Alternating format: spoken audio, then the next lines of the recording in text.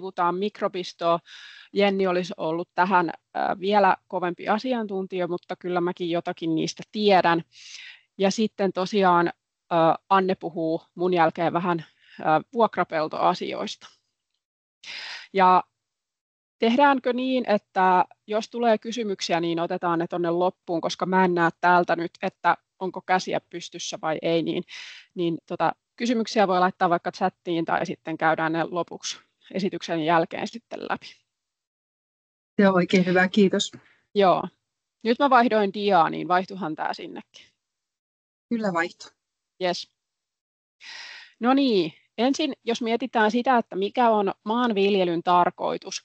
Tuohon oikeanpuolimmaiseen laatikkoon olen kirjoittanut, että maanviljelyn tarkoitus on tuottaa varmoja ja laadukkaita satoja ympäristöä kunnioittavilla ja sitä jatkuvasti parantavilla menetelmillä, jotta ruoantuotanto onnistuisi myös tulevaisuudessa. Ja kun me puhutaan uudistavasta viljelystä, niin meille on hirveän tärkeä asia se, että se ruoantuotanto säilyy siellä mukana. Eli meidän ei ole tarkoitus niin kuin jotenkin ruoantuotannon kustannuksella pelastaa sitä Itämerta tai parantaa kasvukuntoa, tai meidän ei ole tarkoitus kasvattaa juuristoa, vaan meidän on tarkoitus kasvattaa ruokaa ihmisille, mutta se, miten me se tehdään, niin se on tässä se pointti. Ajatellaan niin, että ilma, vesi ja auringonvalo on sellaisia resursseja, jotka on jokaiselle viljelijälle tarjolla aika lailla sillain, tasapuolisesti. Jos nyt säästä voi ajatella, että se on tasapuolista koskaan kellekään. Joku jossakin sopivasti harjun takana asuva viljelijä voi olla sitä mieltä, että kun ei sateet satu koskaan tänne harjun taakse, niin se on tasapuolisuudesta kaukana. Mutta noin niin kuin periaatteessa niihin ei kukaan voi vaikuttaa ja ne tulee meille annettuna. Ja sitten taas kun puhutaan maan kasvukunnosta ja kasvivalinnoista, niin ne on niitä tekijöitä, joihin ihmisellä ja viljelijällä on mahdollisuus vaikuttaa. Ja ne on ne tekijät, joiden avulla ikään kuin nämä ilmaiset resurssit, ilma, vesi ja auringonvalo, sitten realisoituu sinne sadoksi. Ja hyväkuntoinen peltomaa, se kestää paremmin niitä säävaihteluita ja pidättää niitä ravinteita kasveille pellossa verrattuna kuluneeseen peltomaahan, jonka pinnalta sitten se eroosio hyvin herkästi liipasee ne viimeisetkin ravinteet ja orgaanisen aineksen mennessään, ja sitten se päätyy sinne vesistöihin. Niin tämä ajatus tästä, että kun meillä on se ilma, vesi ja auringonvalo, ja sitten meillä on mahdollisuus tehdä niitä kasvivalintoja, ja kasvivalintojen lisäksi meidän on mahdollisuus tehdä valintoja sen maan kasvukunnon edistämiseksi, niin tässä on ikään kuin se pointti siitä uudistavasta viljelystä. Eli uudistava viljelijä laittaa peltonsa töihin. Eletään siinä ajatuksessa ja ikään kuin sisäistäen se ajatus semmoisesta lainalaisuudesta, että me ei voida ottaa sieltä pellosta loputtomiin ilman, että sinne annetaan jotakin tilalle. Sadon mukana poistuu valtava määrä ravinteita sieltä pellosta, ja toki niitä voidaan laittaa kemiallisessa muodossa sinne tilalle takaisin, mutta kemiallisessa muodossa, kun se ravinne sinne laitetaan, niin kasvi saa sen hyödynnettyä. Me voidaan se kylvön yhteydessä sijoittaa hyvinkin täsmästi sinne, mutta siitä huolimatta, kun me lannoitetaan vain kemiallisesti tai ikään kuin priorisoidaan sitä kemiallista lannoitusta ja ajatellaan, että se ikään kuin riittää tai ei ymmärretä sen kasvukunnon merkitystä, niin meillä käy niin, että meidän peltomaa alkaa pikkuhiljaa köyhtyä. Se johtuu siitä, että sinne täytyy saada myös sitä orgaanista ainesta mukaan, eloperäistä ainesta, jotta se pelto pysyy hyvässä kasvukunnossa. Pelkästään niillä kemiallisilla lannoitteilla me ei saada sitä orgaanista ainesta sinne kerrytettyä. Ja tämä ei tarkoita tietenkään sitä, että me ei voitaisi käyttää lannoitteita. Tätä ei pidä kuulla sillä tavalla, vaan ajatus pitäisi pohjalla olla se, että se lannoite, mennään kohta, tuossa näkyy semmoinen maan kasvukuntovuori, niin ajatus on se, että siellä pitää olla ne perusasiat kunnossa, ja niin kuin viljelytavan pitää olla sellainen, että se ennemmin kerryttää sinne sitä orgaanista ainesta kuin että sieltä poistuu sitä. Ja uudistavan viljelijän tavoitteena onkin saada se pelto ikään kuin ruokkimaan itse itseään. Tässä kuvassa on aika paljon tuollaista niin kuin juuristomassaa kuvattuna. Siellä on erilaisten kasvien juuria kuvattu tällä tavalla nyt aika niin kuin kuvittajan vapauksin, mutta se antaa hyvän käsityksen siitä, että minkälaisista massoista orgaanista aineesta puhutaan, kun puhutaan juuristomassasta. Ja tuossa vasemmalla oleva kuva tai tuo kasvi, joka esittää nurmea, niin siinä on tuommoinen hyvin tiivis monisäikeinen juuristoverkko, niin on ihan selvää, että tuollaisesta juuristoverkosta sinne maahan päätyy enemmän biomassaa kuin sitten vaikka noista viljan ohuista ja maan pinnan alle hyvin niin kuin matalalle jäävistä juurista. Mutta mennään näihin sitten myöhemmin vielä tarkemmin. No, tässä on se maan kasvukuntovuori. Tämä on tuolta meidän e-opistosta otettu kuva. Ja tämä vuori kuvaa sitä, että millä tavalla tavallaan lähdetään sitä maan kasvukuntoa parantamaan uudistavassa viljelyssä. Eli tuolla alimpana on tuo levein palkki, missä lukee maan vesitaloudesta huolehtiminen. Ja sitten siitä, kun lähdetään ylöspäin, niin siellä tulee tiivistämisen välttäminen ja tiivistymien korjaaminen. Sitten tulee tasapainoinen lannoitus, viljelykierto ja niin edelleen ja niin edelleen. Tämä kuvaa sitä, että tavallaan sitä niiden toimien ikään kuin paitsi sitä, että missä ikään kuin järjestyksessä niitä toimia kannattaa lähteä tekemään tai on niin kuin järkevää lähteä tekemään, niin tämä kuvaa myös sitä, että miten tavallaan sitä niiden toimien vaikuttavuutta. Eli jos me ajatellaan ja halutaan lähteä uudistavasti viljelemään tai halutaan parantaa maan kasvukuntoa, niin sen sijaan, että me ajatellaan, että nyt mä rupean käyttämään kerääjäkasveja ja se on siinä, niin kerääjäkasvit on hyvä, ne voi olla oikeinkin hyvä ensimmäinen askel, mutta sitten jos meillä on siellä vesitalous retuperällä, niin ne ei ikään kuin tee ihmeitä. Pitää ymmärtää se niin kuin järjestys, mistä lähdetään purkamaan niitä ongelmia, jos siellä pellolla on ongelmia syntynyt. Ja pitää ymmärtää ja tuntea niiden peltojensa kunto ja niin kuin eri ongelmakohtiin on erilaisia ratkaisuja. No, tässä on sitten 6 periaatetta, joiden perusteella sitä uudistavaa viljelyä on määritelty. Siellä on muokkauksen minimoiminen, eli minimoi maaperän häirintä. Tätä ajatellaan tärkeänä sen takia, että kun me minimoidaan sitä maaperän muokkausta, niin me minimoidaan samalla sitä maan mikrobiston häirintää.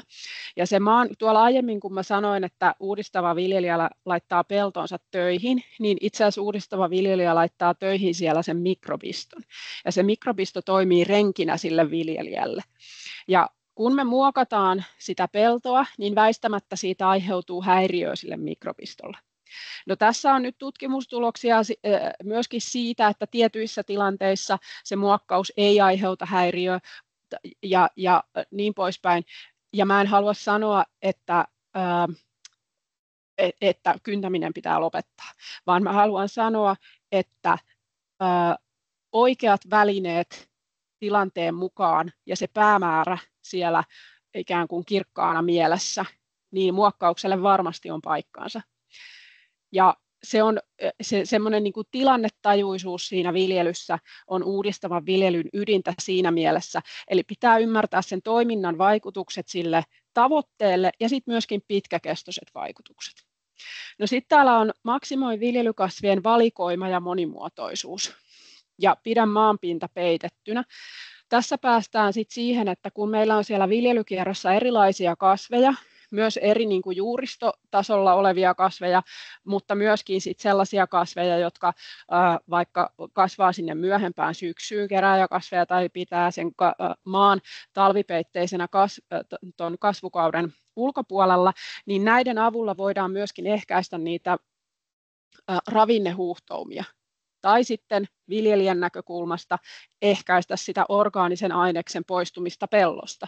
Ja se orgaanisen aineksen määrä siellä pellossa, niin sillä on iso merkitys siihen, että minkälainen se resilienssi on esimerkiksi ääreviä sääolosuhteita vastaan. No sitten ajatellaan... Katri, pitäisikö tässä olla vielä näkyvillä maan kasvukuntovuori vai joku muu? Pitäisi olla joku muu kuva. Onko se vaihtunut? Joo, tässä näkyy vielä se. No, onko nyt vaihtunut? Joo, nyt on, kiitos. Okei, no niin, se oli mennyt nukkumaan jostain syystä. Hyvä kun Anne sanoit.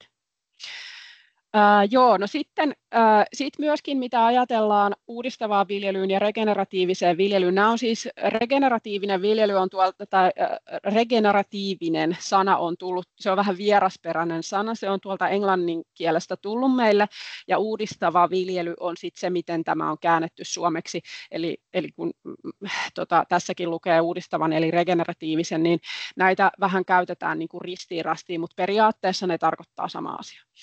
Niin ajatellaan, että kotieläimet myöskin kuuluu tähän uudistavaan viljelyyn.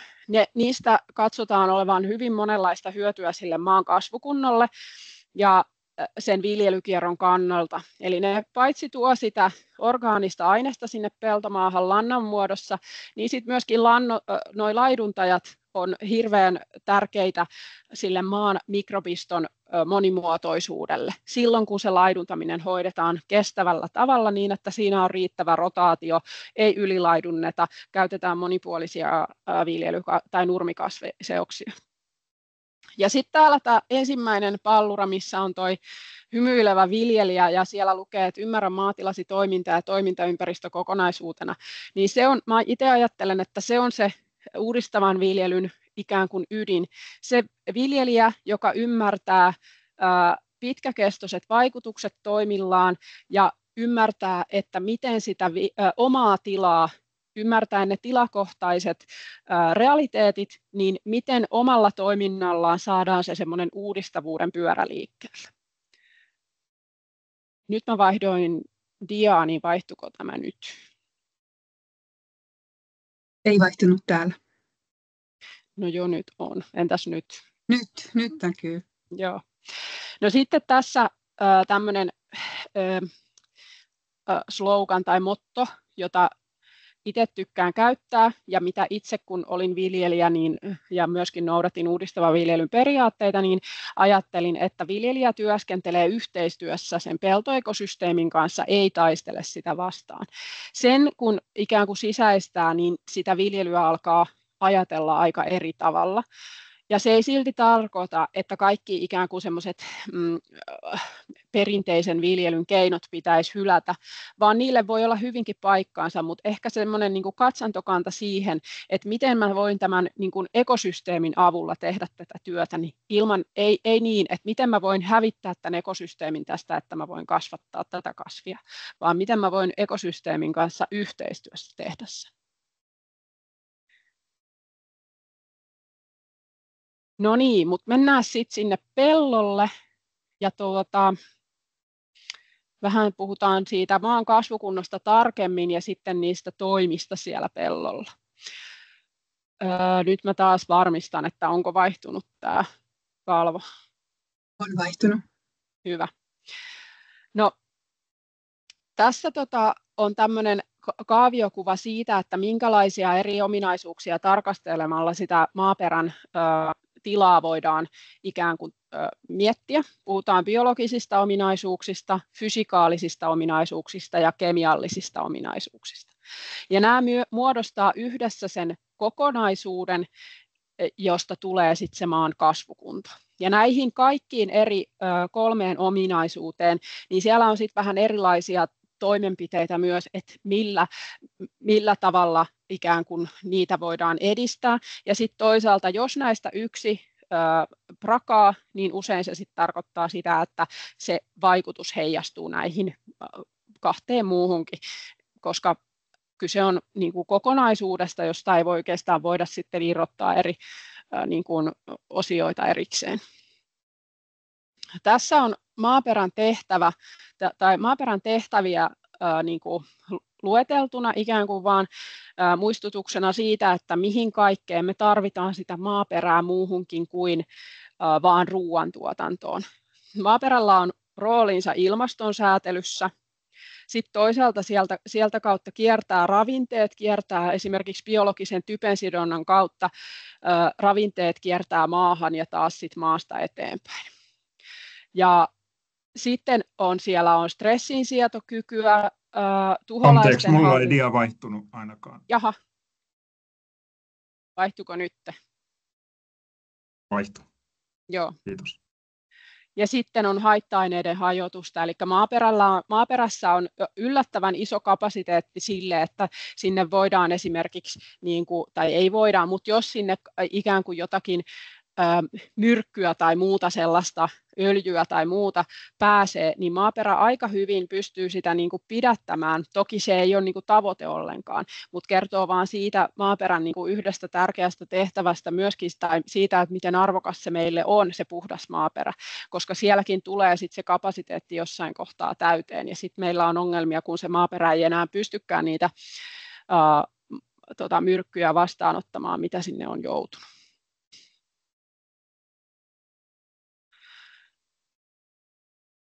No sitten tässä on tämmöinen kaaviokuva siitä, että miten se vesi siellä sitten maaperässä liikkuu, riippuen siitä, että onko se maan kasvukunto hyvällä tolalla vai huonolla tolalla. Tässä vasemmanpuoleisessa tuolta ylhäältä tulee siis sadetta, eli vettä siihen maahan. Ja vasemmalla puolella tätä kuvaa on tuommoinen vähän heikommassa kasvukunnossa oleva maa, missä on juuristoa ainoastaan tuolla hyvin maanpinnan tuntumassa ja sitten yksittäisiä muutama syvempi juuri. Ja sitten oikealla puolella on kuva sitten sellaisesta maaperästä, jossa juuristomassa on hyvinkin syvälle ulottuva ja siellä menee syviä juuria moneen suuntaan. Niin tämä kuvaa siis sitä, että miten siinä hyväkuntoisessa peltomaassa se vesi, mikä sinne peltoon tulee, niin kun siellä on runsaasti orgaanista aineesta, runsaasti sitä kasvustoa ja juurimassaa, niin sen veden pidätyskyky on suurempi kuin sitten siinä heikkokuntoisessa peltomaassa. Pintavalunta on suurempi esimerkiksi siinä ja sitä mukaan myöskin huuhtouma.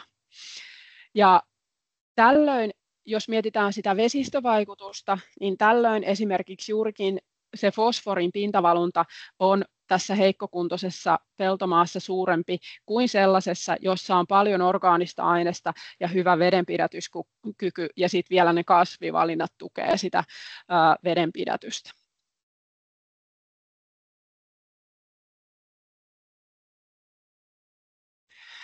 No, tässä kuvassa on sitten vähän siitä biologisesta puolesta maaperän osalta. Eli kun puhutaan siitä biologisesta kasvukunnosta, niin hyvin paljon silloin ollaan siellä niin kuin sen eliötason kanssa tekemisissä. Mikrobit on sitä porukkaa, jotka huolehtii siitä, että kun sinne peltoon päätyy orgaanista ainesta, niin ne myöskin sitten hajoaa ne orgaanisen aineksen, tai se orgaaninen aines hajoaa, mikä sinne peltoon päätyy. Jos meillä ei olisi tätä mikrobijoukkoa hajottamassa sitä, niin meillä ei myöskään syntyisi sitä orgaanista aineesta sinne peltoon. Ja silloin, kun meillä sitä orgaanista aineesta syntyy, niin se pellon kasvukunto ikään kuin, kun sen orgaanisen aineksen määrä kasvaa enemmän kuin mitä sitä kuluu, niin silloin me ajatellaan, että silloin me ollaan niin kuin onnistuttu siinä uudistavan viljelyn menetelmissä. Paitsi sen orgaanisen aineksen hajottamista, niin ne mikrobit ja sienet ja bakteerit ja alkueliöt ja selkärangattomat ja lierot, ja se joukko on siis valtava, niin ne myöskin sen lisäksi, että ne hajottaa sitä ikään kuin kasvualustaksi, niin ne myöskin hajottaa sieltä sitä orgaanista aineesta niin, että sieltä ne ravinteet vapautuu kasveille käyttökelpoiseen muotoon. Ja kun puhutaan siitä kasvien ravinnon ottamisesta, niin kasvi mieluummin ottaa ja se pystyy paremmin hyödyntämään nämä orgaanisessa muodossa olevat ravinteet kuin sitten taas ne kemiallisessa muodossa olevat ravinteet.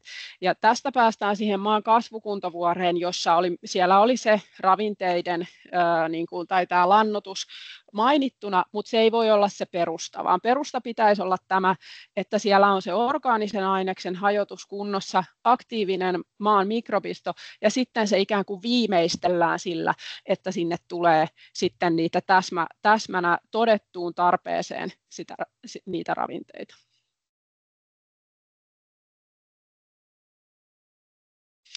No, tässä on sitten vaan listattuna vielä vähän vanhan kertausta, eli maaperän 5 tärkeintä asiaa, jotta se kasvukunto, joista se kasvukunto ikään kuin muodostuu, niin siellä pitää olla sitä eläperäistä ainesta riittävästi.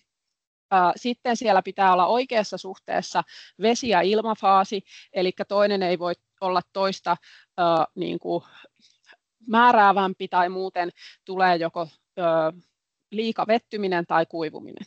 No siitä päästään maan rakenteeseen, eli maan rakenteen pitää olla sellainen, että se mahdollistaa näiden vesi- ja ilmafaasien tasapainoisen kehittymisen siellä pellossa. Esimerkiksi tiivistyminen on sellainen, joka ei sitä mahdollista. Ymmärrätte, että tiivistymä kun tulee, niin ei siellä ole tilaa vedelle, eikä siellä ole tilaa juuri sille ilmallekaan, ja silloin se on semmoinen paikka kasvaa sille kasville, että siellä ei ole tilaa myöskään sit sille juuristolle. Ja sitten ravinteet, kun maan kasvukunto on hyvä, niin ne ravinteet liikkuu siellä pellossa, ei muodostu sellaisia niin kuin kuolleita kökkäreitä, joita ei läpäise juuristo, eikä läpäise mikrobisto, eikä läpäise tai ei mahdollistu se ravinteiden liikkuminen siellä pellossa. Ja sitten jos meillä on paljon niitä kuolleita kökkäreitä, niin se ikään kuin aiheuttaa myös sen, että sitten se maaperän mikrobisto on hyvin yksipuolinen tai se ei pääse niin kuin ikään kuin toimimaan siellä ihan niin laajalla, mitä se voisi toimia hyväkuntoisessa peltomaassa. Ja toisaalta nämä on myöskin sellaisia, että jos meillä on maan rakenne huono, niin sieltä puuttuu mikrobistoa, ja nämä on niin kuin tämmöisiä muna- vai kana-kysymyksiä, ja tämä koko ympyrä on oikeastaan vähän semmoinen muna- vai kana-kysymys. Tätä voisi ajatella myös semmoisena pyöränä, että se pyörii joko hyvään suuntaan, tai sitten se pyörii vähän huonompaan suuntaan, tai se voi totta kai pysyä paikallaankin, mutta niin kuin ikään kuin, että kaikki vaikuttaa kaikkeen, ja sieltä on hirveän vaikea erotella sellaisia niin kuin yksittäisiä asioita, että niin kuin mikä olisi vain yksistään syypää johonkin, kun usein ne syy-seuraussuhteet on hyvin monimutkaisia, mikä tekee tästä hirveän mielenkiintoista, mutta sitten toisaalta sellaista, että se välillä voi myös turhauttaa viljelijää. No, kasvukunnon ytimessä on tämä hyvä mururakenne, ja muruissa, kun puhutaan tästä mururakenteesta, niin ne on sellaisia, no tuolla lukeekin, että kuin pieniä pesusieniä. Ne on sitä maan semmoista resilienssiä minikoossa. Ja jos meillä on hyvä mururakenne koko peltomaassa, niin silloin meillä on se koko peltomaan kattava hyvä resilienssi. Murut syntyy, kun maaperän mikrobisto tekee siellä sitä hajotustyötä, ja ne on niin kuin syntynyt sen semmoisen liima-aineksen myötä, jota se mikrobisto työskennellessään siellä tuottaa. Niissä on myös sitä kuollutta mikrobistoa, ja siellä on myöskin esimerkiksi ihan kastemadon kakkaa ja muuta tällaista niin kuin sen mikrobiston tuottamaa ainesta, jota ei oikein voi niin kuin korvata millään. Mutta sitä voi auttaa sen mururakenteen syntymistä sillä just, että ei esimerkiksi häiritse sitä maan mikrobiston toimintaa ja varmistaa, että sinne peltoon päätyy riittävä määrä orgaanista ainesta. Ja sen mikrobiston toiminta on mahdollista. Ja tässä kuvassa on havainnollistettu sitä, että miten se mikrobisto ikään kuin pelastaa sitä peltomaata silloin, kun meillä on vaikka äärevät sääolosuhteet. Puhutaan nyt vaikka tässä tapauksessa tulvaolosuhteista tai rankkasateista. No tuossa on listattu ne asiat, mitä mä äsken sanoin, eli kun siellä on se hyvä mururakenne, niin siellä on sen mikrobiston tuottamaa erilaista just sienirihmaa ja erilaisia yhdisteitä, hajonnutta kasviainesta. Siellä on vähän niin kuin kaikenlaisessa tilassa olevaa mikrobiston tuotosta, joka sitten saa aikaan sen, että ne mururakenteet ikään kuin toimii sellaisena pesusienenä eikä lähde liettymään. Jos meillä on maata, jossa ei siellä se mikrobiaktiivisuus ole ollut kovin suurta ja ne mururakenne on jäänyt heikoksi, niin silloin käy niin kuin tuossa oikeanpuolimmaisessa kuvassa, että se koko maa liettyy sellaiseksi vähän niin kuin liejumaiseksi ja sieltä puuttuu se semmoinen resilienssi niitä sääolosuhteita vastaan. Ja tällöin sitten, jos tuossa oikeanpuolimmaisessa kuvassa ajatellaan, että on tullut vaikka kylvön jälkeen kovat vesisateet, se maa näyttää vähän tolta, miltä se tuossa nyt näyttää, ja sitten tuleekin 2 viikon hellejakso, niin sen arvaa, mitä siinä sitten käy. Se maa kuorettuu, ja sitten pahimmassa tapauksessa pitää tehdä kylvöt uudestaan siihen. Eli sillä on ihan käytännön elämässä aika iso merkitys sillä, että missä kunnossa se maa on ja se pelto on. No, tässä on listattu sitten ihan niin kuin hyötynäkökulmasta sitä, että jos unohdetaan se pelkkä nyt ikään kuin se vesistövaikutus siellä, niin mitä hyötyä siitä maan kasvukunnosta on sille viljelijälle? No, hyvä kasvukunto tuottaa sadon määrän kasvua ja satovarmuus paranee. Se tulee just siitä, että kun meillä on äärevät sääolosuhteet, niin ne ei pääse iskemään ne kuivuushuiput tai sitten taas ne sadantahuiput, ei pääse aiheuttamaan samanlaista tuhoa siellä pellossa kuin mitä sellaisessa maassa, joka on alttiimpi niille sääoloille. Ja tässä tiedän, että tämä on tavallaan sit myöskin niin kuin vähän maalajikohtainen kysymys, ja sillä tavalla ei ole kovin niin kuin aina arvonnassa sattunut ne parhaat kortit kaikille viljelijöille, koska esimerkiksi savimaiden kanssa niin se orgaanisen aineksen lisääminen sinne peltoon, niin se on niin kuin ihan oma hommansa verrattuna sitten taas joihinkin muihin maalajeihin ja niin poispäin, mutta periaatteessa niin se kehitys on ikään kuin sama maalajista riippumatta, kunhan se aikajänne saattaa olla vaan sit niin kuin pidempi. Kasvien taudinkestävyys paranee, no se liittyy siihen, että mitä monimuotoisempi se on se maa, niin sen paremmin siellä, kun ajatellaan, että ihan ylipäänsä luonnossa, kun puhutaan monimuotoisuudesta, niin siellä on vähän sellainen asetelma, että siellä on semmoinen hyvikset vastaan pahikset asetelma koko ajan. Ja kun se luonto saa ikään kuin itse korjata itseään, niin se pitää sen semmoisen tasapainon yllä. Niin sama se on tuolla kasvien kanssa, eli sielläkin on koko ajan menossa semmoinen opportunistinen meininki ja loisinta, ja niin kuin koko ajan jostain joku yrittää, että pääsisikö tänne iskemään taudilla. Mutta silloin, kun se on hyvässä tasapainossa se monimuotoisuus, siellä on laaja mikrobisto esimerkiksi maan alla, niin se lisää sitä mikrobistoa siellä maan päälläkin, ja silloin se satokasvikin pystyy paremmin vastustamaan. Siellä on ikään kuin hyviksiäkin, ei pelkästään niitä pahiksia. Niin silloin se satokasvi pystyy paremmin vastustamaan niitä taudin aiheuttajia. No, vedenpidätyskyvystä puhuttiin, ja samoin ravinteiden pidätyksestä. Ehkä just tuosta varastofosforista voisi sanoa sen verran, että se liittyy siihen, että kun maan pH heikkokuntoisessa maassa yleensä voi ajatella, että se pH on ehkä hieman matalampi kuin taas sit sellaisessa maassa, jossa se orgaanisen aineksen määrä on suurempi. Ja sitten kun fosfori sitoutuu sinne maapartikkeleihin happamassa maassa kaksoissidoksella, niin sitten kun me saadaan sitä orgaanisella aineksella sitä pH:ta nostettua, niin sitten se fosforikin sieltä vähän rentoutuu ja irrottaa sen toisen sidoksen ja jää vaan sillä yhdellä sidoksella siihen maapartikkeliin, niin silloin ne kasvit pystyy myöskin sit sen varastofosforin sieltä paremmin hyödyntämään. Eli sieltä ikään kuin vapautuu sitä varastofosforia. No sitten biologisessa typensidonnassa on sama tilanne, että se vaatii toimijakseen tietyn pH myöskin, koska sieltä sitten taas vapautuu se typensidonta toimii niin, että se vaatii sitä molybdeenia sieltä ikään kuin jonkun verran sieltä maaperästä, ja jotta sitä lähtee vapautumaan, niin pitää olla myös tietty pH, ja sitten samoin se typensidontaprosessi itsessään vaatii tietyn pH. Joo. Mennään sitten eteenpäin. No sitten kun lähdetään sinne miettimään niitä toimenpiteitä, niin mä ajattelen itse niin, että viljelijän tärkein kysymys on miksi. Ja kun sitä ikään kuin alkaa itselleen toistaa siellä pellolla ja toimissaan, niin automaattisesti tulee niin kuin päätyneeksi sinne ongelmien juurisyiden äärelle. Näin mä itse uskon ja olen havainnut.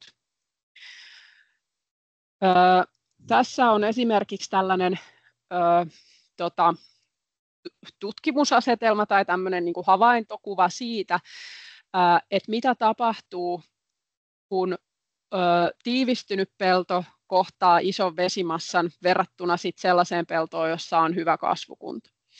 Tuossa oikeassa mittalasissa on muokkaamaton ojanvarsipiennar, joka ei tietysti ole nyt mikään ikään kuin malliesimerkki siitä, että mikä se viljelysmaa normaalisti on, koska ei kukaan viljele normaalisti ojanvarsipientareella yhtään mitään, mutta se havainnollistaa sitä, että minkälainen se muokkaamaton maa on. Ja sitten tässä vasemmalla on tiivistymä pellosta. Ja tässä näkyy se, että miten se tiivistymä, kun siellä on se yksi maakökkäre vaan tiiviisti, niin se lähtee sieltä hyvin nopeasti liukenemaan sinne veteen. Se muuttaa sitä vettä sameeksi. Sieltä myöskin sitä fosforia vapautuu silloin sinne vesistöön verrattuna sitten tässä oikeanpuolimaisessa kuvassa, jossa on hyvä joustava tavallaan se maan rakenne ja siellä on juuristomassaa ja siellä ei ole sellaisia tiivistymiä, jotka jäisi niin kuin ikään kuin erottautuisi sieltä sellaisiksi yksittäisiksi kökkäreiksi siellä vedessä.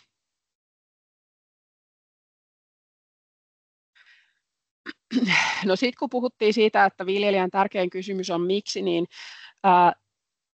jos viljelijä haluaa lähteä ikään kuin niitä juurisyitä ratkomaan, jos huomaa, että hänellä on jossain pellollaan esimerkiksi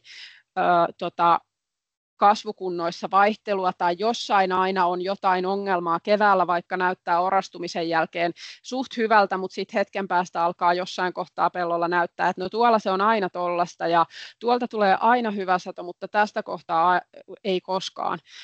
Niin niitä peltoja kannattaa lähteä tarkastelemaan, ikään kuin hylätä se ajatus siitä, että tarkasteltaisiin peltoa kokonaisuutena, vaan lähteä ennemminkin miettimään sitä vähän niin, että voisiko sitä lähteä ikään kuin ratkoon niin kuin paikkakohtaisesti. Ja tässä on esimerkkinä siitä, että miten voi sellaisilla yksilöllisillä näytteenottosuunnitelmilla yrittää päästä jäljille siitä, että mitä siellä pellolla tapahtuu tai on tapahtumatta, jos halutaan niitä maan kasvukuntohaasteita lähteä ratkoon.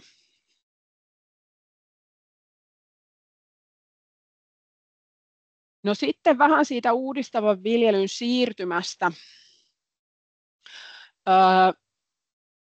Kun sitä uudistavaa viljelyä, jos se on itselle ihan uusi juttu, niin kun sitä haluaa lähteä tekemään, niin kannattaa, tai mä itse kannustan siihen, että sellaiseen niin kuin pitkän tähtäimen tavoitteen niin kuin itselleen selkeäksi tekemiseen, mitä minä haluan tehdä omalla tilalla, miltä haluaa sen näyttävän jonkun ajan päästä, mikä se aikaikkuna sitten onkaan. Ja sitten se, että mitä minä voin tehdä siellä omalla tilalla. Viljelijöillä ja ihmisillä ylipäätään on erilaiset resurssit käytössä ja ne vaihtelee ajassa ja elämäntilanteessa ja niin poispäin, niin ikään kuin näiden asioiden kartoittaminen ensin, että mitkä ne reunaehdot on. Ja sitten se kysymys, että mitä minä jaksan tehdä. Jos siellä on ollut just joku kuivuriprojekti tai iso navettaprojekti, niin ehkä sillä hetkellä ei ole hyvä idea lähteä sitten ottaa vielä uutta tapaa viljellä käyttöön. Mutta jos siellä ikään kuin on resursseja käytössä, niin sitten ei muuta kuin minä haluan kannustaa eteenpäin ja kokeilemaan. Mutta ehkä se kokeilu kannattaa tehdä niin, että lähtee kokeilemaan ehkä yhtä asiaa kerrallaan. Toki ne niin kuin periaatteet ja se kasvukuntovuori kannattaa pitää mielessä. Ja siitä nyt ei ole haittaa yhtään kellekään, että pistää peltojensa vesitalouden kuntoon. Se on ehkä se niin kuin ensimmäinen askel, joka kannattaa tehdä huolimatta siitä, aikooko ikinä viljellä uudistavasti vai ei. Mutta jos lähdetään näitä miettimään näitä sitten ikään kuin vaikka kevennettyä muokkausta tai jotakin muuta vähän sieltä kasvukuntovuoren yläosasta, niin niitä kannattaa lähteä testailemaan pienellä alalla ja seurata sitä, että pitää kirjaa itsellään, että mikä on onnistunut, mitä toimenpiteitä, mitkä meni hyvin, mitkä ei, miksi ei mennyt. Ja sitten tehdä vähän sitä, että mikä kiinnostaa. Ja ei kannata ottaa liian isoja riskejä kerralla, ja varsinkaan siellä alussa.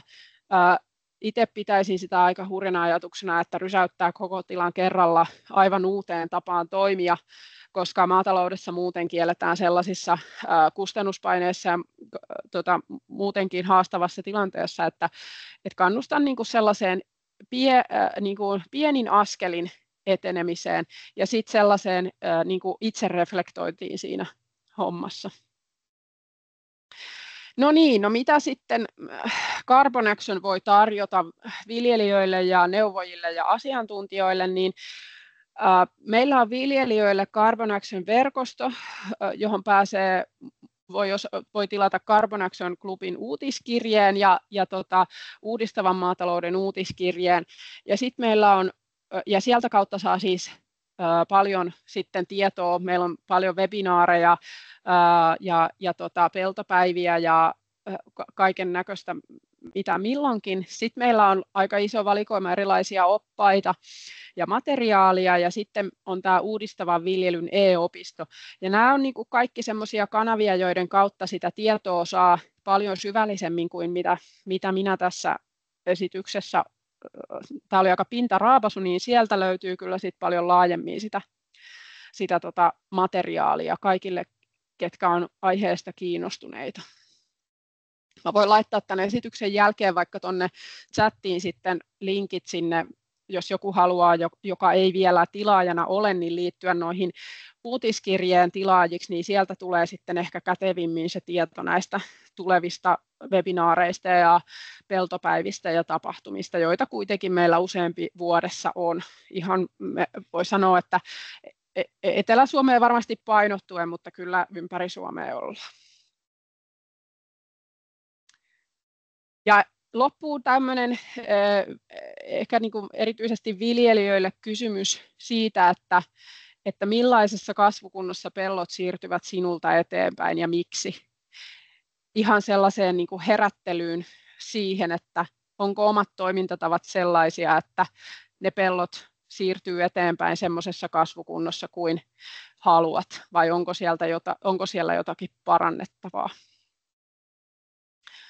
Noin, mutta mulla on esitys lopuillaan, niin kiitoksia kaikille ja mä lopetan nyt jakamisen ja jos on jotain kysymyksiä tullut, niin mielellään otan niitä nyt vastaan. Kiitos paljon, Katri. On kyllä ihan äärimmäisen mielenkiintoista, vaikka en olekaan koskaan harjoittanut maanviljelystä eikä suvussakaan ole maanviljelijöitä, mutta palstaviljelijänä nämä asiat on kyllä myöskin toteutettavissa hyvin pienellä mittakaavalla. Minkä verran maanviljelijät on kiinnostuneita tästä uudistavasta viljelystä ja paljonko teillä esimerkiksi tätä e-opistoa käyttää maanviljelijät? Anne on varmaan nyt tähän, mä heitän tämän sulle nyt vähän täältä vastattavaksi. Onko sulla, Anne, lukuja tiedossa? Mulla ei nyt ihan ole tähän vastata. Mä en ole vähän aikaan käynyt katsomassa, että miten se e-opisto on käytössä. Että kyllä siellä oli tuhansia kirjautuneita, mutta että me ei olla vähän aikaa sitä hirveän aktiivisesti mainostettu, koska siinä tehdään pieniä päivityksiä. Siitä on jo jokunen vuosi, kun sitä lanseerattiin. Joo. No miten maatalousoppilaitosten suuntaan teillä on kytkökset, että käyttekö te siellä kouluttamassa tai ohjataanko siellä opiskelijoita tähän tähän aiheeseen liittyen? No siis se on koko ajan enemmän ja enemmän sinnekin siirtymässä. Toki kun ne maatalousoppilaitokset, niin sinne ne tutkinnon perusteet määräytyy aina sit sieltä niin kuin lautakunnista käsin, jotka sitten asettaa sinne ne tietyt vaatimukset. Ja niissä kun on tietyt osaamistavoitteet, niin ne määrittää aika paljon sitten sitä, että mitä siellä ammattioppilaitoksissa ja ammattikorkeakouluissa milloinkin opetetaan. Että jos siellä lukisi uudistava viljely, niin sittenhän kaikkien ammattikoulujen ja oppilaitosten olisi pakko ottaa uudistava viljely opetussuunnitelmaan ja varmistaa, että opiskelijat osaavat sen. Mutta nyt tilanne on tällä hetkellä se, että esimerkiksi tuolla SEAMKissa niin meillä just loppui semmoinen maaneuvoshanke, jossa BSAG teki yhteistyötä SEAMKin kanssa.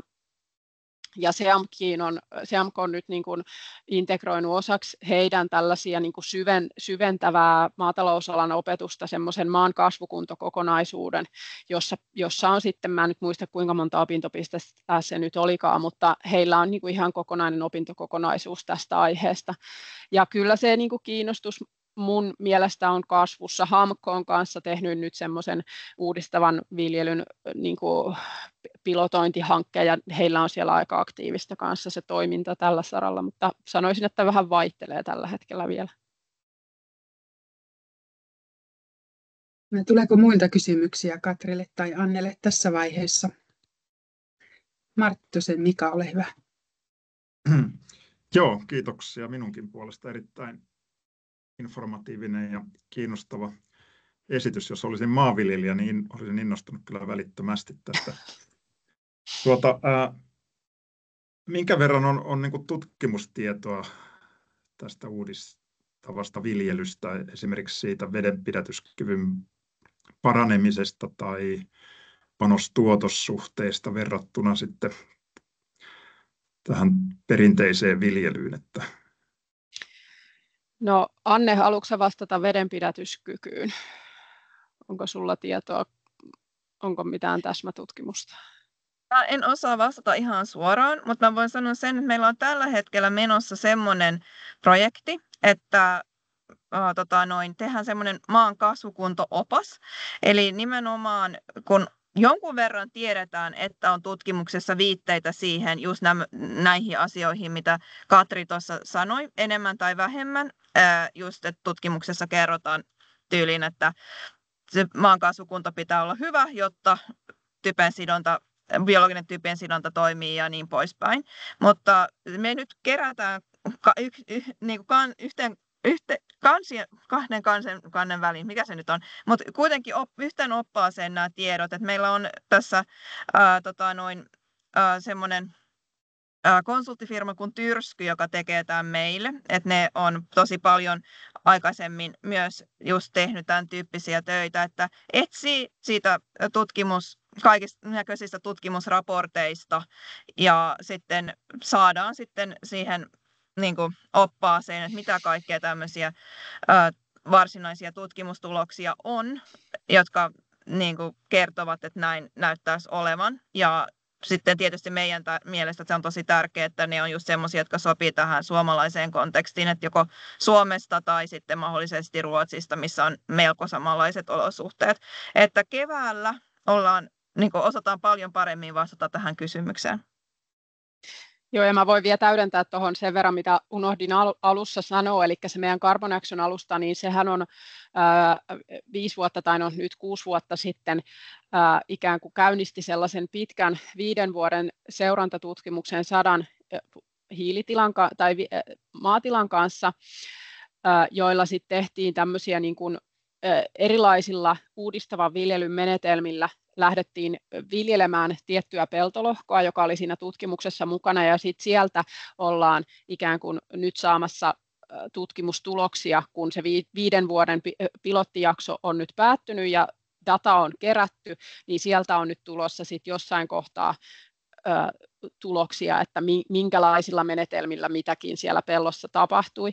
Sitten tuossa tuli se kysymys siitä panostuotossuhteesta, niin talouspuoli on hirveän hankala tässä, tai vähän ei hirveän hankala varmaan, mutta sellainen, että se on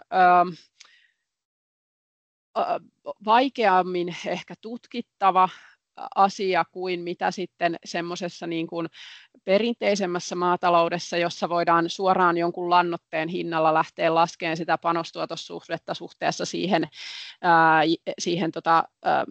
saatavaan euroon sieltä tonnilta, kun siinä ajatellaan sitä maaperää sellaisena niin kuin vaan ikään kuin alustana. Mutta tässä kun se talousvaikutuksissa pitäisi pystyä mallintaa ja huomioimaan niitä maaperän ominaisuuksia jollakin tavalla, jotta siinä voitaisiin niin kuin sitä panostuotossuhdetta ehkä sillä tavalla lähteä laskemaan, mitä perinteisesti on laskettu, niin se on ollut aika vaikeaa. Ja sitten nyt on tulossa meiltä semmoinen niin kuin talousvaikutuksista semmoinen ensimmäinen ehkä koonti tässä syksyllä, mutta vielä ollaan kyllä niin kuin tosi köykäisissä kantimissa näiden niin kuin kasvukunnon talousvaikutusten semmoisessa, niin kuin, että voitaisiin viljelijälle sanoa joku tietty summa, että miten paljon nyt mikäkin sitten euroissa niin kuin, tekee, koska ne on niin monimutkaisia asioita ja siellä on niin paljon niitä niin kuin muuttujia mukana. Kiitos paljon. Kannattaa siis kaikkien tilata se uutiskirje, kun Katri laittaa sen tuonne chattiin, niin saa sitten kuulla näistä koosteista ja raporteista enemmän. Jos ei nyt löydy kysymyksiä, niin siirrytäänkö sitten Annen esitykseen? Joo, kiitos. Mä voin tosiaan jatkaa, niin mä yritän nyt tästä jakaa mun näyttöni sitten ihan aluksi. Nyt näkyykö nyt ihan jotain väärin? Oho, sori. Nyt tuli. Miten mä saan? Se tulee nyt, menee vaan johonkin keskusteluun. Voi. Joo. Sun kannattaa avata se sieltä, varmistaa, että sulla on se PDF avattuna niin kuin sinne tavallaan taustalle.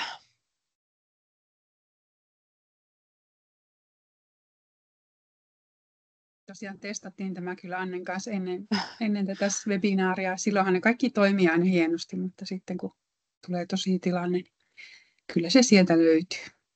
Jaat vaan se ikkuna, että koko näyttöä. Katsotaan, jos mä saan tämän. Se ei nyt tuossa näy, niin. Mutta tuliko nytten? Joo, kun laitat vielä esitystilaa, niin sitten on kaikki kunnossa. Loistavaa. No niin, yes, hienoa. Vähän jännitti. Joo, tosiaan olen Anne Antman ja toimin projektipäällikkönä Baltic Sea Action Groupissa. Mä koordinoin VSAG:n ruotsinkielistä viljelijäyhteistyötä ja toimin myös parissa kaksikielisessä hankkeessa. Ja nyt ajattelin kertoa teille vähän tämmöisestä uudesta hankkeesta kuin Vuokrapellot kuntoon. Ja tässä oli taustana se, mitä jo Katri kertoi, että miten tämä maan kasvukunto on niin tärkeä sekä ruoantuotannolle että ympäristölle. Ja sitten kuitenkin tiedetään, että merkittävä osa Suomen peltoalasta kärsii ongelmista vesitalouden ja maanrakenteen kanssa esimerkiksi. Niin sitten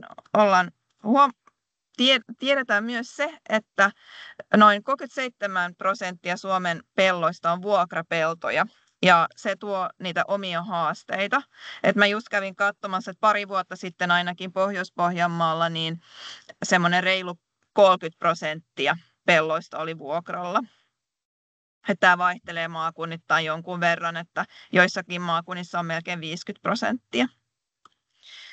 Ja näissä tietysti myös viljelijän omassa omistuksessa olevissa pelloissa voi olla näitä haasteita, mutta vuokrapelloilla korostuu tietyt haasteet, esimerkiksi tämä pH eli kalkitsemistarve ja sitten vesitalouden kunnostustoimenpiteiden tarve.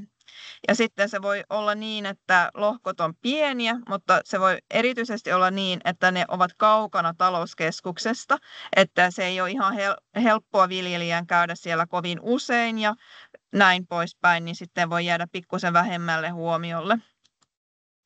Ja tällä hetkellä jo jonkun aikaa niin lainsäädäntö on kyllä mahdollistanut aika pitkätkin vuokrasopimukset, mutta käytäntö on kuitenkin se vielä, että nämä pellon vuokrasopimukset on aika lyhyitä, 3-5 vuotta keskimäärin ja joskus jopa vain vuosi kerrallaan mennään.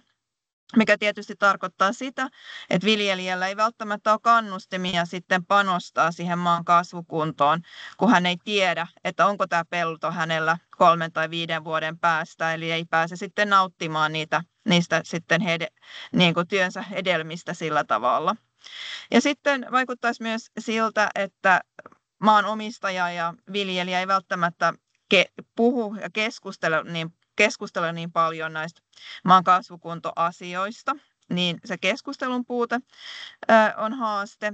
Ja sitten tosin jo on aika vanha tutkimus, mutta sen mukaan suuri osa vuokranantajista katsoi, että toimenpiteet peltojen maan kasvukunnan parantamiseksi eivät yksinkertaisesti kuulu heille. Ja sitten se on vähän vaikea, että jos vuokranantaja katsoo, että se ei kuulu heille, mutta toisaalta viljelijällä ei myöskään ole kannustimia panostaa siihen, niin sitten se jää vähän heitteille. Ja kun on nyt tunnistettu nämä haasteet, niin sitten on tämmöinen Vuokrapellot kuntoon -hanke nyt sitten suunniteltu ja se on alkanut lokakuussa. Nytten niin se on aika alkutekijöissä, mutta se on 2-kielinen valtakunnallinen tiedonvälityshanke ja se on tarkoitus jatkua tuonne huhtikuun loppuun 2027 ja budjetti on 360 000 € ja tämän hankkeen päätavoite on yksinkertaisuudessaan, että vuokrapeltojen maan kasvukunto paranisi. Ja tässä ensisijaisena kohderyhmänä on pellon omistajat, jotka eivät itse viljele maitaan. Ja tämä on uusi, jännittävä kohderyhmä meille. Ei oikein ole edes tietoa siitä, että ketkä nämä pellon omistajat ovat, jotka eivät itse viljele maita. Tästä tehtiin tutkimus noin vajaa 20 vuotta sitten. Ja silloin todettiin, että iso osa oli yli 60-vuotiaita miehiä ja siinä sitten pienempinä ryhminä oli sitten kunnat, seurakunnat, kuolinpesät, mutta tämä tietysti on voinut muuttua 20 vuodessa, niin meidän on myös tarkoitus tässä hankkeen alussa yrittää vähän päivittää näitä tietoja. Sitten tietysti tosi tärkeä kohderyhmä on myös viljelijät. Hehän viljelijät niitä peltoja, ne tuntee niitä vuokranantajansa ja niin poispäin. Ja tietysti heitä haluamme kannustaa sitten keskustelemaan noiden pellonomistajiensa kanssa näistä asioista. Ja myös päättäjät on yhtenä kohderyhmänä. Ja tässä hankkeessa hankkekumppaneina on BSAG:n lisäksi Maanomistajan liitto, SLC ja MTK.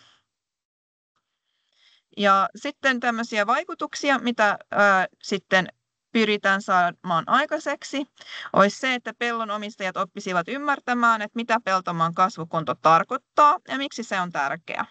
Ja myös se, että he ymmärtäisivät, että peltomaan kasvukunnosta huolehtiminen auttaa ylläpitämään tai parantamaan niiden omistuksensa arvoa. Ja sitten, että tämmöiset hyvät toimintatavat pellon omistajien ja vuokraajien välisellä yhteistyöllä tulisivat laajasti tämän kohderyhmän tietoon. Ja aika tämmöisenä yksittäisenä, mutta tärkeänä asiana olisi se, että jatkossa vuokrasopimuksissa huomioitaisiin maan kasvukunto ja niissä sovittaisiin reilusta työn ja kustannusten jaosta. Ja tässä esimerkiksi yhteistyö erilaisten kuntien ja muiden organisaatioiden kanssa, jotka tarjoaa tämmöisiä sopimusmalleja, niin se on tosi tärkeä osa tätä hanketta. Että jos lukee siinä vuokrasopimusmallissa, mitä käytetään, niin jotain näistä asioista, niin sitten se helpommin myös nousee sitten keskusteluun, kun neuvotellaan näistä asioista. Mutta lisäksi vielä niin hankkeen tämmöisiä vaikutuksia, mihin pyritään, niin olisi se, että päätöksentekijät oppisivat ymmärtämään, mitä tämä peltomaan kasvukunto on, ja myös he voisivat edistää ratkaisuja, jotka parantavat sitten vuokrapeltojen kasvukuntoa. Ja se, että tietysti osa pellonomistajista voi motivoitua siitä, että sitten tämän omistuksen arvo nousee, mutta osa voi myös motivoitua siitä, että he tuntevat itsensä ilmastosankareiksi, koska pellon hyvällä peruskunnolla on näitä positiivisia ympäristövaikutuksia. Ja sitten tietysti pidemmän päälle niin huoltovarmuus ja ilmastonmuutokseen sopeutuminen paranevat ja luonnon monimuotoisuus, Itämeri ja vesistöt hyötyvät, kun pellot ovat paremmassa kunnossa. Ja sitten jos mennään tämän hankkeen toimenpiteisiin, niin tämmöisenä ensimmäisenä toimenpiteenä olisi sen tunnistaminen, että mitä ohjaa suurimpia maanomistajasegmenttejä, kun he tekevät päätöksiä vuokrapelloista. Et meidän on tarkoitus tehdä semmoinen alkukysely, joka on sitten sekä pellonomistajille että viljelijöille, ja siinä sitten pyritään saamaan vähän enemmän tietoa näiden pellonomistajien tavoitteista siihen pellonomistukseen liittyen ja niin poispäin. Et tosiaan siinä 20 vuotta sitten tehdyssä tutkimuksessa niin tuli ilmi, että nämä pellonomistajat, siinä oli niin kuin 3-4 semmoista isoa ryhmää, että osa korosti niitä taloudellisia asioita ja osa sitten tämmöisiä perinteisiin liittyviä arvoja ja osa sitten luontoon ja virkistykseen liittyviä ja sitten taisi olla semmoinen ryhmä, joka oli välinpitämätön näistä kaikista. Mutta tätä halutaan sitten vähän päivittää ja on voinut tietysti nousta uusia arvoja tähän, että esimerkiksi ilmastonmuutoksesta ja semmoisista asioista ei kyllä 20 vuotta sitten niin paljon puhuttu vielä, niin se voi olla, että se nousee tai sitten joku muu mahdollisesti. Myös tämä huoltovarmuus on noussut ihan nyt viime aikoina niin kuin tärkeysjärjestyksessä paljon korkeammalle monessa suhteessa, niin se olisi semmoinen, ja siinä tietysti meille olisi tosi tärkeä erilaisten yhteistyökumppaneiden kanssa, että tämä sitten kysely myös tavoittaisi näitä pellon omistajia, koska tässä alkuvaiheessa meillä ei ole hirveän hyviä kanavia heihin, ja tietysti tosi tärkeää on, että SLC ja MTK ovat mukana, koska he voivat tavoittaa viljelijöitä ja myös kannustamme viljelijöitä sitten, että he jakaisivat tämän kyselyn sitten heidän vuokranantajille ja kannustaisi sitten vastaamaan siihen. Mutta tämä olisi nyt tämän syksyn ja talven tehtäviä. Ja sitten olemme kuitenkin tunnistaneet, että osa näistä pellonomistajista on entisiä viljelijöitä tai metsänomistajia ja suunnittelemme tämmöistä liitelehteä, missä olisi sitten esimerkkiä hyvistä toimintatavoista. Siinä olisi viljelijä ja pellonomistajia, jotka saisi kertoa omasta näkökulmasta, että miten yhteistyö on sujunut ja niin poispäin. Semmoisia artikkeleita siinä liitelehdessä ja se tulisi Maaseudun Tulevaisuuden ja Landsbygdens Folk-lehtien väliin. Ei olla kyllä vielä puhuttu näiden lehtien kanssa, mutta tämä on tämmöinen suunnitelma. Ja lisäksi artikkeliyhteistyötä valtakunnallisten ja maakunnallisten lehtien kanssa, että nähdään, että iso osa suomalaisista kuitenkin lukee paperilehtiä tai digitaalisena lehtiä, niin sillä tavalla voitaisiin tavoittaa tätä kohderyhmää. Ja lisäksi niin järjestetään tapahtumia vuokranantajille ympäri maata. Tämä on tämä Maanomistajan liittohankekumppani, joka on siitä vastuussa. Ja lisäksi vielä niin on tarkoitus järjestää webinaareja maanomistajille ja viljelijöille erikseen. Ja sitten toivomme, että saamme kutsun erilaisten yhteistyökumppaneiden järjestämiin tilaisuuksiin, niin missä voimme kertoa sitten näistä asioista ja kokemuksista, kun niitä kertyy, koska itse me emme voida niin paljon niitä tilaisuuksia järjestää, mutta tämä olisi niin kuin semmoinen toive. Ja sitten on tarkoitus myös tämmöinen tiedonvälityskampanja sosiaalisessa mediassa sitten tehdä, koska nyt tiedetään, että myös aika korkean ikäisetkin käyttävät sosiaalista mediaa aika paljon tänä päivänä.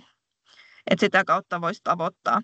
Mutta myös esimerkiksi kuntayhteistyö on tärkeä. Osa kunnista omistaa peltoja, osa on herännyt tähän ja haluaa sillä tavalla kehittää sitä, niin että miten ne vuokraa peltoja ja näin poispäin. Ja näiden edelläkävijäkuntien kanssa haluamme mielellään tehdä yhteistyötä, mutta myös sillä tavalla, että kunnissa on näitä maaseutuelinkeinoviranomaisia, jotka käsittelevät niitä maataloustukia, mutta heihin myös sitten maanomistajat ottavat yhteyttä, kun he haluavat tietoa esimerkiksi, että minkä näköistä hintaa voi pyytää jostain pellosta, kun vuokraa sitä tai haluaa tietää viranomaiselta niistä vastuista ja muusta asioista, niin he ovat tärkeä tämmöinen yhteistyökumppani meille, koska he voivat myös välittää sitten tietoa eteenpäin maanomistajille, mutta myös meihin päin, niin kuin, että minkälaista tietoa ja muuta tarvitaan. Ja sitten on tarkoitus laatia tämmöisiä toimenpidesuosituksia päättäjille, erikseen kuntapäättäjille, jotka voivat vaikuttaa siinä omassa kunnassa, että miten siellä toimitaan, ja sitten valtakunnan tason päättäjille erikseen. Joo, ja mä voisin vielä näyttää tässä viimeisenä kalvona, mulla oli tämä, että ketkä ovat tässä mukana, ja tämä on tosiaan Euroopan unionin osarahoittama tämmöinen hanke. Mutta mä kovin mielelläni kuulen teidän ajatuksia, ja jos teillä on mitä tahansa kysymyksiä, mutta kovin mielelläni esitän myös teille kysymyksiä, että jos te jollain tavalla toimitte näiden asioiden parissa, niin kuulostavatko nämä vuokrapeltojen haasteet tutuilta ja vaikuttaako järkeviltä nämä toimenpiteet, mitä me olemme suunnitelleet, ja vielä sitten, että onko teillä jotain esimerkkejä hyvistä toimintatavoista pellon omistajien ja vuokraajien välisestä yhteistyöstä, niin kovin mielelläni kuulisin vaikka tämmöisistä asioista, jos haluatte kysyä tai kertoa. Kiitos. Kiitos paljon, Anne. Meillä on yleisössä aika vähän enää porukkaa, mutta onko ketään sellaista, joka olisi näiden vuokrapeltoasioiden kanssa töissään tekemisissä? Mitenkä Yrjänä Ville ProAgrialta?